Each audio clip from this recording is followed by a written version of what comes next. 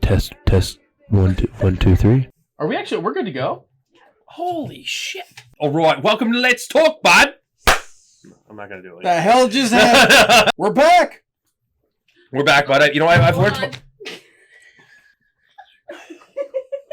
Is this a joke? No, my screen for some reason it went to. We're already. Oh my god! There's a chicken with pants. What? There's Why a is there a chicken- chicken with pants? A chicken with pants. Why not? If there's anything I've learned in this pandemic, it's that all footage is good footage.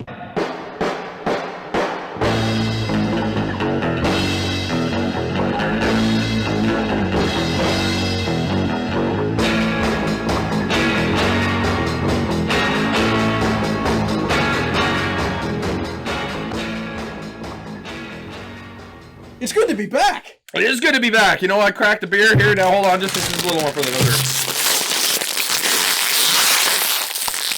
Well, that's right. That's a tip bag. Nice. Ketchup chips, bud. Here you go. Very Canadian. I upgraded the set. So yeah, ketchup chips now. And take a look behind us, bud. Holy. Little digital setup. All nice here, bud. How did you do this so fast? I have no idea. My wife did it. Oh, well, that makes sense. Fair enough. Yeah. Right? All right, so bud, what have you been up to this whole pandemic? I mean, it's been a long time since we got together and done this stuff. It's been a long pandemic. So as things were going, I mean, we were rolling along with the Hamilton Bulldogs season and on the road to playoffs. We only had a few regular season games left. We were on the way to Kingston for a game, and that's when the world stopped. And then that was right around the middle of March. So from that point on, I was sitting and staring at the TV waiting for hockey to come back. And that took forever. That took a while, yeah. Literally took forever. Hence the beard. I didn't even leave the couch for like 3 months. Oh, yeah, I guess, it's been so long, I haven't even changed it. I got a mustache now. You got a mustache and a mullet. Oh, I got a mullet, too. I forgot it. Now, I did not know this until we did the outdoor show in Oshawa. Nah, I kept it a secret, bud. I got the mully and the muzzy. Deadliest lettuce in the game, bud. That was pretty deadly, yeah. I know, right? Just a nice dirty mullet. I wanted to change things up. I wanted to come back, brand new me, And you damn near brought the Outer Limits title back, too. We almost had that on the set again. Pretty close, I got to tell you, after 4 months or 5 months or 6 months, whatever it is now, for that many months off, taking a superplex off the top of the ladder, that didn't feel too good. No, well, anytime you're in a match with Steve Brown, I mean, there's the bad things are going to happen. That guy is a tank. He picked me up. Yeah. And I got to tell you, I know everyone's put on pandemic weight nowadays, unless your name's Ethan Page. I mean, that guy went the other way somehow. He went the other way. I have no idea how, but he picked me up. You know how fat I am right now? I've put on a lot of weight. Steve Brown has got to be like the most underrated strongman in wrestling. Like, he lifts big. He was lifting you. Yeah. He's got Holden up. Yeah. He's throwing Jody around the ring. Like, it was really scary. This guy is out of control, and it's like he just goes into when the Bone Crusher arrives, he goes into a different mode because people have seen him on his social media. He's an action figure guy. Yeah. Really nice big fella. He's a friggin' nerd. I'm going to say it. I don't care. He's a nerd. But something happens when the I don't know if it's the gear. I don't know what it is. The kick pads? Maybe it's the kick pads. He whips ass. Yeah. He whipped my ass. Yeah. Steve Brown, the nerd, whipped my ass. Yeah. Steve Brown looking to capitalize. Gut wrench up to the shoulders. What is this going to be? Crucifix bomb through the door. If you guys notice, there's a big set change here. We've actually switched to cans now, bud. You know why? That's because I leave the cans outside for Kip moist. It's a little bit easier for him to carry instead of bottles, but these are for Kip. He's always in the bushes out there. I make sure he's got empties to take back so he can get something to eat once in a while. He's still in the bushes? He's always in the bushes. What is he doing out there? No, I don't want to know the answer. He lives in the bushes. I do not want to know. He lives in the bushes. Yeah, I'll bet he does. It's a nice breeze out. The window's open. He can probably hear us right now. Great. How you doing, Kip? Good. Unbelievable. Yeah. You said you called one event here. Yeah. Let's talk about it for a quick sec. I know we touched on it earlier. Alpha One Wrestling. You called that event. You handled the stream like a pro. Tell me about it, bud. I mean, I was on the show. I was getting prepped in the back. I was doing a bunch of push-ups and sit-ups. That's fine. I can't even hold that in. I was drinking beers and having a good time getting ready for my match. That's all I need. But anyways, I was getting ready for my match. I didn't really know what was going on. Tell me about the show. How was it? It was great. Ethan Page asked me to come in and not only commentate, but essentially direct and produce the show at the same time. I was on the Twitch doing all the switching and moving of camera shots and that. No problem. Lots of fun. The only issue we had was essentially we were doing the show in the middle of a windstorm. In Alpha 1, making his way out to the ring. He's held the Zero Gravity Championship. Wow, the umbrellas are flying around here on us, as we are going to need some assistance. And while I was on an on-camera, I had to catch the umbrella in front of me, while a bunch of people stood around and watched me on camera holding an umbrella until somebody finally ran over and, I'll take that. Thank you. It's not like I'm not busy over here. Hey, friggin' new guys, pay attention, bud. You know what? You know how I got a spot in Alpha 1? I set up the ring a couple times. I went over to the promoter. I said, hey, bud, how you doing? My name's Brett. We became buds. Now I'm booked every time, bud. But anyways, that doesn't happen for everybody, pal. If you see the commentator, the guy, especially the best friggin' commentator in the game, you see him having a hard time, friggin' help the guy out. Don't hesitate. You know what? He's calling the show. And guess what? You know, here's another thing. How many viewers we have? Total 226,000 and change. 220 friggin' 6,000, buds. You know what? You could have been seen on camera for 2 seconds being like, oh, let me get that for you, Reed. And then everyone would have been like, oh, you're the most polite guy I've ever seen. And you know what? That's 226,000 people being like, oh, you're so friggin' polite. You helped Reed out. Now you're booked on the show, bud. That's at least what I think. I was having a good time with it because I'm trying to do it on camera. So then I got the bright idea of, well, if I got to catch the umbrella, I'm just going to switch it over to a graphic for an upcoming match. As I do that, what I didn't realize is there's a 2-second delay. So then I go to switch it and then lunge for the umbrella. So everyone saw me on camera with the cat-like reflexes lunging to catch that umbrella. I mean, you know, Garfield the cat, but cat nonetheless. It's about time, you know what? You know, people always hear your voice. It's good that they got to put the face to the voice. Because you know what? Reed's a handsome guy here. You know, I know we haven't had Let's Talk in a while. You haven't had a chance to see the guy. But you know what? Reed does a good job. Now you got to see his cat-like reflexes. You got to see him handle under pressure. I mean, we had friggin' no Wi-Fi apparently. Not no at Wi-Fi. first. Not at first. As far as I heard, it was raining. It was. It was raining. The only person excited to wrestle in the rain was Josh Alexander because he's just excited to wrestle anywhere. It doesn't matter. You know, it could be raining. I was like, screw that. But I do a 450. I'm going to slip on the ropes. Screw the rain. It started raining. Josh Alexander comes over and says, you know that match with Okada and Suzuki in the rain in Japan? Yeah. Well, mine's going to be better. Yeah, well, that's why he's the best in the world. Frig off, Josh. Stop bragging, bud. We all know it. You don't need to tell us all that. That's why he's a 4-time alpha male champion. Yeah. Friggin'. Yeah, I can't even say anything. He's friggin' good. I know. Yeah, I know, right? That's the thing. You can't be mad at the guy. That's why even, you know, when he was doing some dastardly things, nobody wanted to boo Josh Alexander. How do you boo the best wrestler in the world? You can't do it. You really can't do it. And honestly, he is the best wrestler in the world. You really can't. And you know what? The only way... Here's the thing, too. I mean, anybody that wrestles Mark Wheeler, I mean, you're going to boo Mark Wheeler. What a little bastard, right? I mean, that guy literally... super jacked. He took this pandemic. He's like, you know what? I'm gonna build this friggin' bench out of like wood. Do you see what he did? He made his own gym. He's like, I'm gonna get super jacked and puffy. And he comes out and he's all like this, right? Oh, I'm friggin' Mark Wheeler, the biggest jack guy in the world. But all I need is this other guy who's just a little bit fucking bigger and more jacked than me. A little bit. And he's, I'm gonna protect you. And you see that friggin' Jesse V guy? He just threw Forte in the air about 17 feet high. Like, what does Mark Wheeler need that for? Look, when he threw Travis Moore, I thought, okay, that's one thing. Forte is not a small guy. And Jesse shot him into the ropes and launched him into the air. And it's a good thing we were outdoors because he would have put him right through the ceiling at Germania Club had we been there. Mark Wheeler's got to watch his back. If we know history here, I think you got Sean and Diesel. You got a bunch of other guys that you could probably name because you're the expert. You know, you bunch of other big guys that turn on the little guys. You know, you gotta be careful. Gotta be careful. Hey, but Sean had it happen to him twice, right? Diesel and Sid. There you go. Right. Coyotes. What is out there? Coyotes. We got the Phoenix Coyotes outside. I don't know if you guys heard. Taylor Hall's out there. Taylor Hall's out there. He's screaming for free agency like he has every other time. Guy can't friggin' fit in anywhere. Can't blame him for that. This guy's like Cinderella's shoe, except he can't find a fit, bud. We don't know where he's going to go. Well, speaking of that, we were talking about playoffs.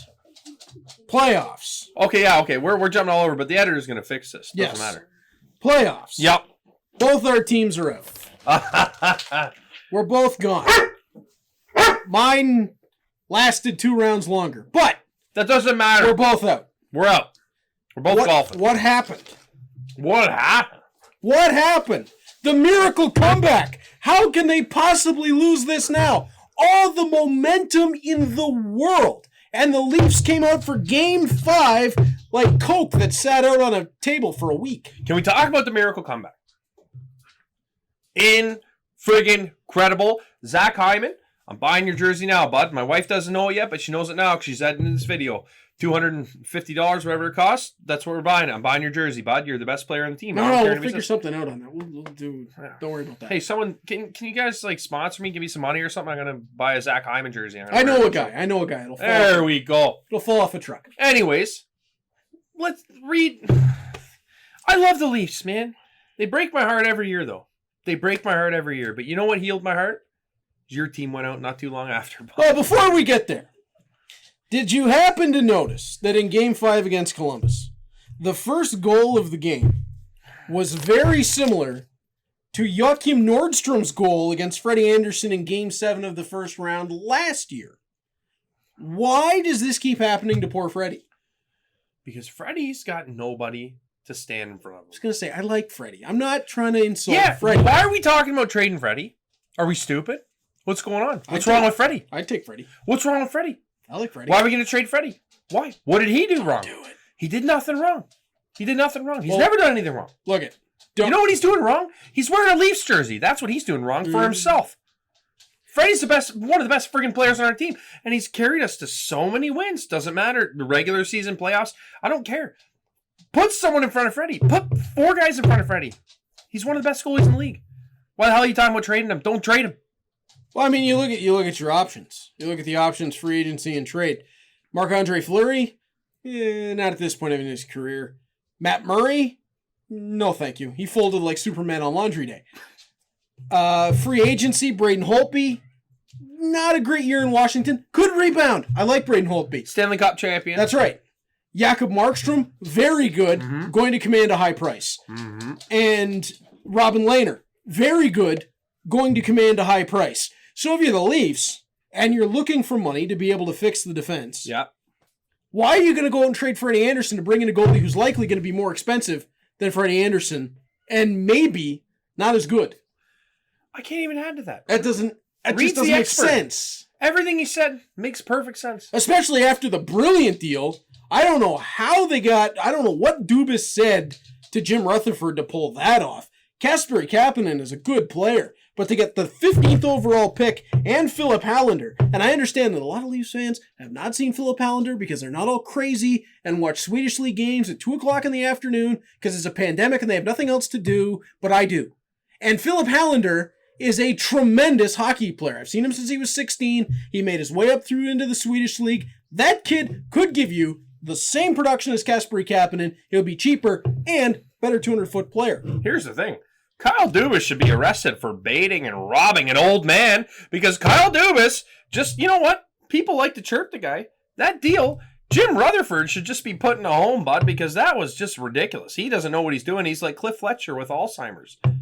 Whoa! He did, though. Let's be honest. He robbed him. Kasperi Kapanen, one of my favorite Leafs. I really like the guy. But you know what? He showed up late a couple times, maybe a little undisciplined, whatever. You know, he's going to go back to Pittsburgh. You know, did Pittsburgh draft him? They draft him, right? Okay, cool. So they see something in him, too. So, okay, Pittsburgh. All right, bud. So, you know, you draft a player. He didn't do well for you. We'll do all the work. We'll develop him, and then we'll send him back your way, pal. Now you can have him. But here, we'll take your first rounder, bud. That's highway robbery. And you know what? That's a win for Dubas. But he needs a couple more wins in this offseason, bud. I got to tell you. But if you trade Freddie, I swear to God, pal, I'm coming after you. I know we had 600 viewers on our last episode of Let's Talk, but I know Kyle Dubas, you're probably one of them. That's a lot of viewers. And you know what? You better be watching this one too, pal. Trade Freddie, and I swear to God, you're going to lose the guy here. If I cut my arm, I'd be bleeding blue, pal. And you know what? Next time, I'll be bleeding a different color. It won't be black and yellow, I'll tell you that, but it'll be something else. It won't be blue.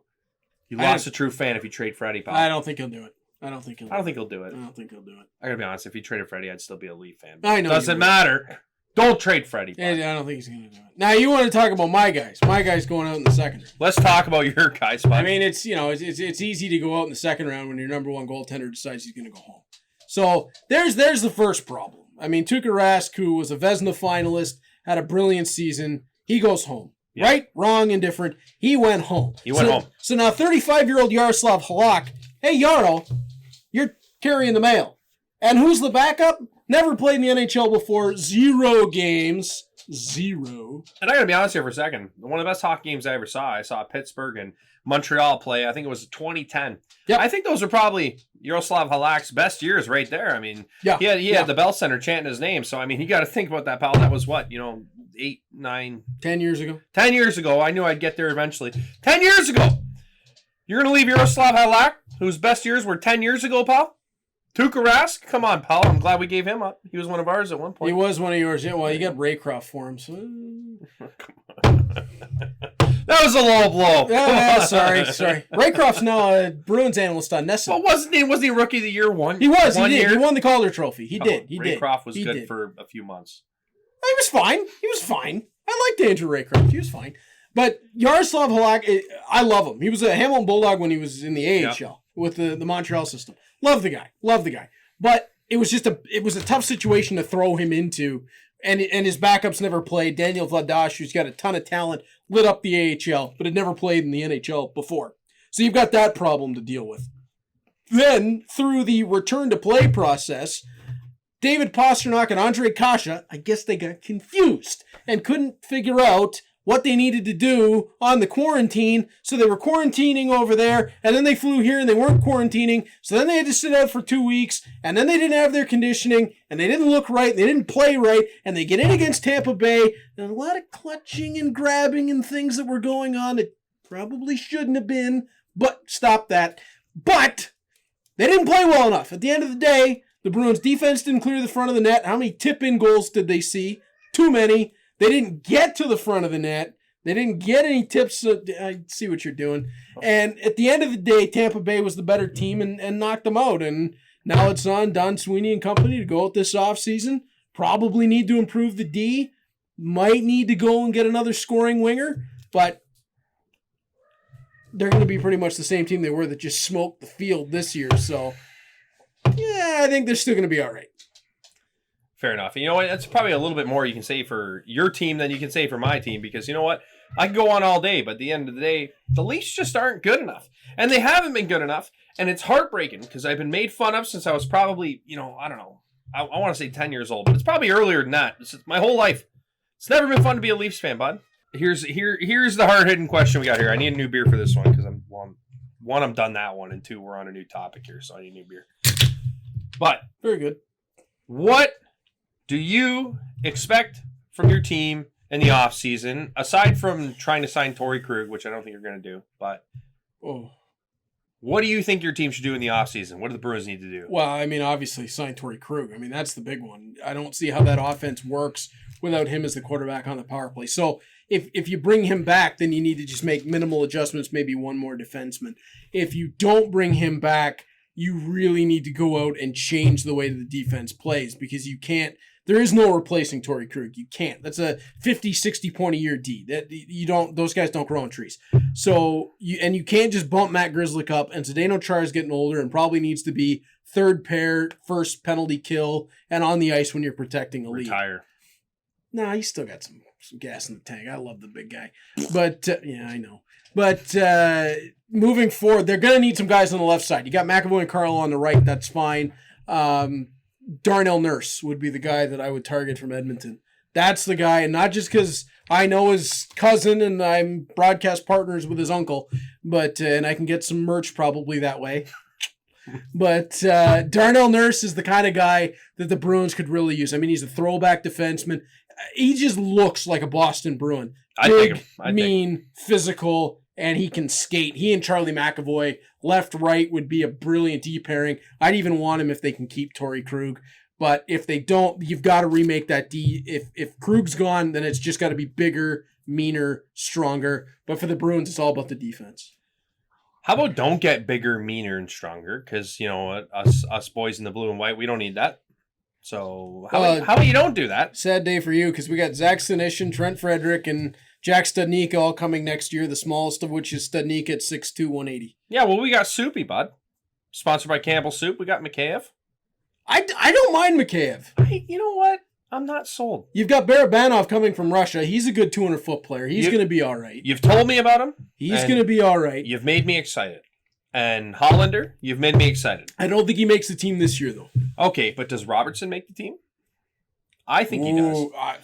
I think Robertson makes the team as a good third-line player. If you put him with a guy like Jason Spezza, which you better re-sign Jason Spezza, Kyle Dubas, if you're watching.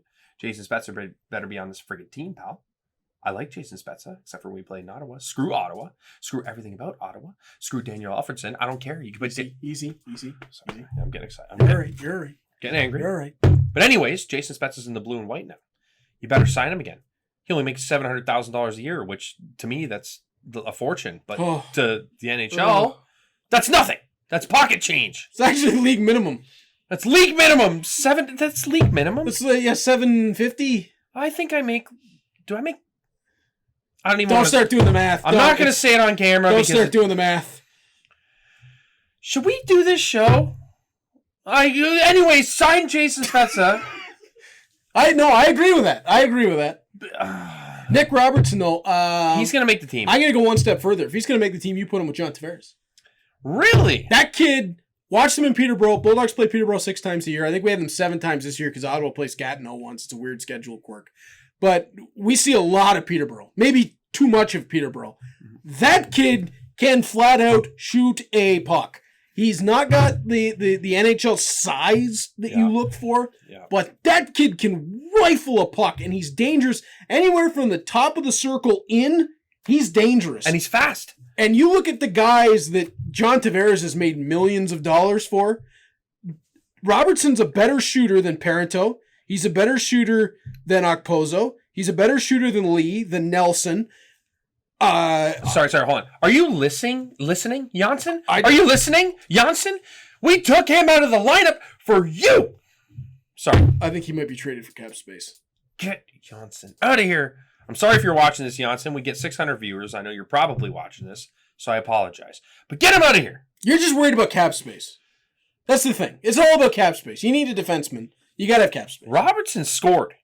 Robertson was playing really well. He does a lot of. Why do you take a guy like that out of the lineup when he's playing well? Well, he's probably about 150 pounds soaking wet with rocks in his pockets. Oh, Sheldon Keefe. Oh, cool. We're going to pull in Janssen. This will be a nice big surprise for us to take home the W. Maybe move on to the second round for the first time in forever. But no! But, okay, so you say your team in the offseason needs to lock up the D. Yeah. Lock up the D. Yeah. That's what's going to get you the championships. Yeah. If I say lock up the D one more time, the wives are going to go crazy. But they've already locked up the D. The Bruins need to lock up the D like the wives have locked up the D. You can say that. Yes. So, what do the Leafs need to do? Okay. That's honestly, the question. The Leafs need to lock up some D too, pal. Take some advice from the wives. Lock up those D, pal. We need to get the biggest D on the market. You know who that is, right? Who's the biggest D on the market, Reed? Tell me, because I know you're mad about it. I've already texted you about it a bunch of times over the past few weeks. Who's the biggest D on the market? Matt Martin? Oh, biggest defenseman. I thought you meant biggest. Never mind. Alex Pietrangelo.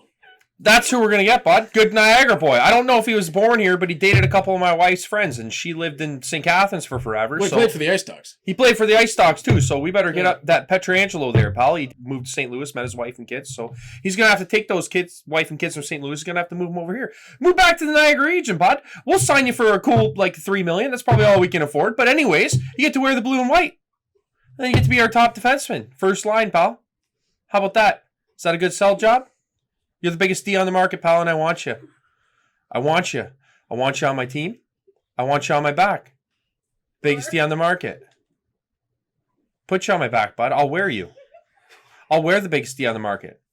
I'll spend $250 on the biggest D on the market, pal. And I'm talking about his jersey, of course. I know. I talking know. about his jersey. I know. I'll wear the biggest D on the market, pal. We're going to get Pietrangelo, and you know what we're going to get, pal, after that? We're going to get the big SC. What's that? We get the big D, we get the big SC. What's that, Reed? I'm going to start planning the P. I don't. That's the parade, pal. The SC, the Stanley Cup parade of the biggest defenseman on the market, Alex Pietrangelo. That's our key to success, pal. Here's the problem. You've been planning a parade. Where's your head at, by the way? What? The wives are over here chuckling for like 20 minutes now. I don't know what they're talking about. We're trying to talk sports here. I'm trying to. This is a family-friendly show. I am mentally calculating your offer of $3 million. You know, Colorado's got $28 million in cap space. I don't think it's gonna work. Screw Colorado. I got a friend that posts about Colorado all the time on Facebook, and I know you're watching this, Andy. Oh, yeah, we're real happy about Nazem Kadri. Oh, Leafs fans, how's that Nazem Kadri trade? Yeah, it fucking sucks for us, Andy. It's great for you, sucks for us. But guess where you are? You're golfing with us, pal. And guess where Nazem is? In Toronto. Not playing, but living there, probably, because he loves Toronto. You don't think he moved to Denver? Why would you move to Denver? I'd move to Denver. I might move to Denver. Denver's nice. Plus, he plays there. I've never been to Denver. Yeah. The wives are still chuckling about You all right? Are you okay? I'm okay. I'm a little flustered. But anyways, back on topic here. Winning a cup since 67 will do to you. Okay. I don't know how many years that is, but it's a long time. It's a long you know time. what? It's a long time. In order to get out of that funk, what do we need to do, Reed? What have I said a bunch of times? Lock down the D. Lock down the D. And that's what we need to do, pal. Lock down the D. And whether we get the biggest D or a medium-sized D, we need to get a bigger D than what we got. Because right now, we got a bunch of little Ds that are in the little leagues. And you know what? Rasmus Sandin, I'm looking at you. You know what? Timothy I can't see your name. Liljegren. Liljegren. I'm looking at you too, pal. Oh, you're supposed to be one of our biggest prospects? Step up. Make a name for yourself. Get on the roster. Maybe we'll put you on the 2 and 3D. We don't know. Does Kip Moist do any of your script writing? Why do you ask? Never mind. Anyways, we need to lock down the D as well. That's what's our key to success because we've locked down the Fs, the forwards. We've done that. But you know what? Some of you forwards, you make a little bit too much money. You know what? Mitch Marner, I'm looking at you, pal. Keep giving the puck away, pal. Keep giving the puck away because you don't got a D to cover for you. That's what I need. We need the D. Do you feel better? I don't know. This is like therapy for a Leafs fan. I don't know. Talk to Steve Dangle about that. They just lost to a 42-year-old pony driver who works for the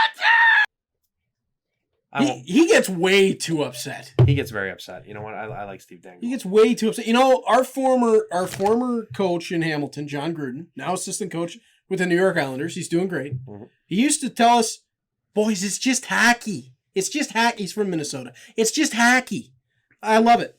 That's what you got to remember. Now, granted, I will say, I get a little upset. Just a little. I'm not an angry guy, but there are times where, you know, somebody gives the puck away or Rask lets up a weakie. I might say a curse word. Maybe. You know what? But the Leafs had me saying fuck a whole lot this year, pal. Whole lot! Well, at least we got this far into the episode before that happened. Lock down the D. That's all I'm saying. We have listener questions. Okay, finally. Was waiting for this segue. You go that way. And then, there you go. Yeah. There we go. So we got listener questions. I asked you guys, and the responses were flooding in. So excuse me if I didn't get to your questions. What are you laughing about? A lot of chuckling going on off the side. Excuse me if I didn't get to your questions. We got a lot of people that care about the show. Anyways, so here, hold on. Let me read the first one. I know this one was from Original Sin. Oh, you know what, bud? Original Sin? You're a good bud, pal. You like and comment on all our stuff. You want to let's talk about it, come back. And guess what, bud? It's back, and I'm answering your question. You know what? So mark out all you want, pal. I like you. I appreciate you. Keep watching the show. But anyways, he says, will Mike Babcock be the coach of the Washington Capitals? Is he the coach that they need? What do you think, Reed? When Mike Babcock was the head coach of the Toronto Maple Leafs, did they get past the first round of the playoffs? You can't answer the question with another question. Did Mike Babcock play their best players with less than 2 minutes to go in elimination games when they needed a goal? You know why Mike Babcock won't be the coach of the Washington Capitals? Why is that? Because Washington Capitals fans do not want to see Nathan Walker on the ice with 2 minutes left when they need a goal. It's not going to happen. No, he is not the coach the Washington Capitals need. I cannot imagine him in a room getting along with Alexander Ovechkin, Yevgeny Kuznetsov, Nicholas Backstrom. Those guys have egos, and rightfully so. You put John Carlson in that conversation as well. Rightfully so. They're some of the best players in the world. They are not going to take to a drill sergeant coming in and taking them off the ice on the power play or off the ice with an empty net when the team needs a goal. I mean, I hate to bring it back to it, but when they needed a goal against the Bruins in Game 7, where was Austin Matthews? For some reason, he staple gunned Matthews' hockey pants to the bench. It doesn't make any sense. Alex Ovechkin will not do that, and it wouldn't work. It probably looks like a good idea on paper, but personality-wise, there's no way. I'll tell you what, Washington, just let Ovi coach the team. He knows what he's doing. There's an idea. He knows what he's doing. Who cares if he's on the ice half the time? He can put himself on the ice all the time. If I was Washington, I'd have Ovi on the ice constantly. Let Ovi coach the team. Don't hire Babcock. Actually, sorry, do hire Babcock. I'm sorry. I should be saying that. Do hire Babcock, please. Yeah, he's great for your team. He's great for young player development. Just ask Mitch Marner. Just hire Babcock. Do it. Pay him $50 million. Actually, you know what? Pay him $60 million. Make our contract look good. Pay him a lot of money because you know what? He'll get you. He'll coach your team to to first round exit, and he'll make cool socks. Good point. I got a name I'd put in that. He's a former Washington Capital, and likely will be a hot prospect on the coaching market. And this kind of brings the conversation back around. John Gruden, former head coach of the Hamilton Bulldogs. You look at the job he's done with the New York Islanders under Barry Trotz. I mean, this is the guy who showed up in Hamilton in 2 seasons, won an OHL championship, then goes to the National Hockey League. Look at the success of the New York Islanders over the last 2 years. Barry Trotz is an incredible head coach, but John Gruden, I got to work with the man. I got to know the man. He is an awesome personality. Players love playing for him. He played for the Washington Capitals. To me, it seems like a really good fit, and I think he'd do wonders with that team because he understands how to handle the star players. He understands that he's got to give them the rope to go out and do what they do, and then he also understands how to develop young talent. Case in point, Arthur Kaliyev with the Hamilton Bulldogs. Yeah. Look at what he did under John Gruden. Went from a rookie scoring 31 goals. Now he's scored 50 goals back-to-back years. He just understands how to develop players and how to handle talent. John Gruden's my guy for the Capitals. Reed knows what he's talking about, so I'm just going to agree with literally everything you said just now. Okay, so another viewer question. This is from Wade. I see you, bud, the Wanderer. You're looking at the internet. You know, you're posting videos on the internet talking about the Empire. I see you, bud. You're making me laugh. I appreciate you. Keep it going. He said, why is Canada Dry the best ginger ale? That's a great question. Quite simply, it's got the best flavor, and it's not as sharp as Verner's. Not as much of the bubbles. You don't get the bubbles up the nose with Canada Dry. They get you all messed up. I like Canada Dry. Very good stuff. Well, for me, it's got the name Canada in it. So already I like you a little bit. And then I mix it with Gibson's and Canada Dry and Gibson's. Oh, it's nice. But, no. Sorry, I'm not even going to say about Gibson's here. We got, I don't know if you guys noticed, Mark Messier here, pal. Mark Messier. Weiser's Hall of Fame collection. What a good bud that guy is, eh? Hall of Famer. You know, hey, bet you can't have just one, pal. Mark Those are Messier. some of the best commercials of all time. That was so unintentional how we got that going here, but that just shows you the influence Mark Messier had in Canada in general. So Mark Messier, Canada Dry, sounds pretty good to me, pal. So that's why Canada Dry is the best ginger ale. Yeah, the Canada Dry cranberry. I don't know if I had. It's very good. It's very good. You know what? I'll take your word for it. But now I'm going to buy some. You know what? I would recommend it, yeah. I got to do a grocery pickup at Walmart tomorrow, so maybe I'll just sneak on in there and grab a case. Yeah. No, I think you'd enjoy it. But you can't have just one, so I've had like 57. That's it. There you go. Thanks, Mark. All right, so we've got another question here. It's from the wives, you know. Said, why do we have the best wives? It's actually your wife. She said, why do you have the best wife? So, because they let us do this stuff. Yay, wives! You all right? That looked involuntary. All right, so we'll leave it at that. That does it for viewer questions. If you guys ever have any questions, just go through my Twitter. You'll find 1 or 2 tweets about the show, and I might ask you. Maybe sometimes I forget, but just comment or comment on Reed's Twitter. Sometimes, you know, he tweets a bunch of stuff. Reed calls a bunch of things. So if he's calling an MMA fight, just comment a question on there. If he's calling, you know, lacrosse, just comment on there, or hockey, just comment a question on there. Reed's pretty good at remembering. Give me like the hashtag Let's Talk Bud.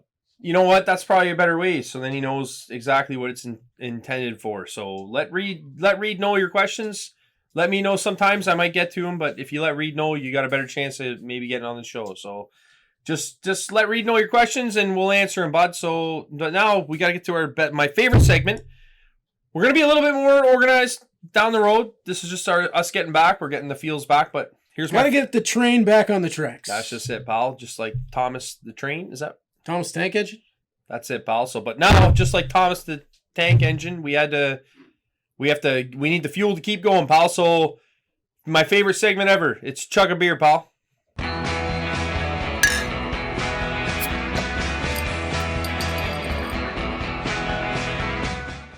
All right, so chug a beer, guys. So now that you're done laughing at the D, toss me a beer, bud. Holy, you can have that one's spun a few times. A little shaking. There you go. Doesn't Look at sound that. too bad. I think it's all right. I'd say this one might have shook a few times. Hold on, before you open it, get a little taparoo. I don't know how that helps, but apparently it won't explode now. So here, Reed, just like old times, bud. We're gonna chug a beer, bud. Whoa! You already opened it. Oh! This is for my ASMR folks here. I still don't understand that. I'm not hip on the internet. I barely do the Twitter. You know who's hip on the internet?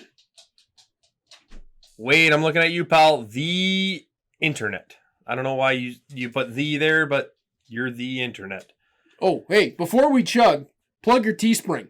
Oh, bud, here we go. Plug it! This is the perfect time to announce we got some new Let's Talk Bud merch. You go on over to Teespring. My wife's just finding out about it now. She's adding the video, so she's probably going to start making t-shirts before we post this. But there's a bunch of cool Let's Talk Bud t-shirts on there. Reed's going to get about 35% of the cuts there, and I'm going to get the rest. But anyways, bunch of shirts there. And if you want to buy some of my stuff, I get 100% of that. And then maybe I'll talk to Reed now that he's listening. It's a little awkward. Maybe we'll get some of his shirts up there too. And we'll figure some stuff out. Anyways, go to Teespring. That's where you find all the merch. And I'll put the link... maybe on the TV, it might be the best part, or somewhere over here. I don't have shirts. I'm an announcer. Anyways, maybe we'll get Reed a shirt or two, editor. What do you say? But anyways, go there, get your merch. The link's somewhere here, but just click it, buy some stuff. But Reed might get something. We'll see. But all right, let's chug a beer, bud. For a shirt. Yeah. All right. Here, cheers. Cheers. Chug a beer.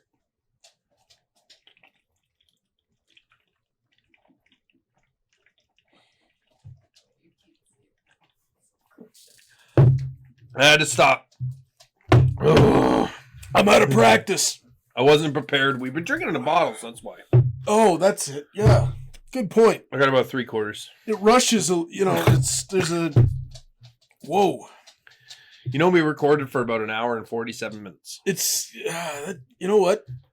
It's different out of a can. I told my wife we would go 15 minutes. Thanks for joining us, guys. Thanks for asking us to come back. Now we're back, bud. Let's talk, Bud's back. Woo! Cheers, guys.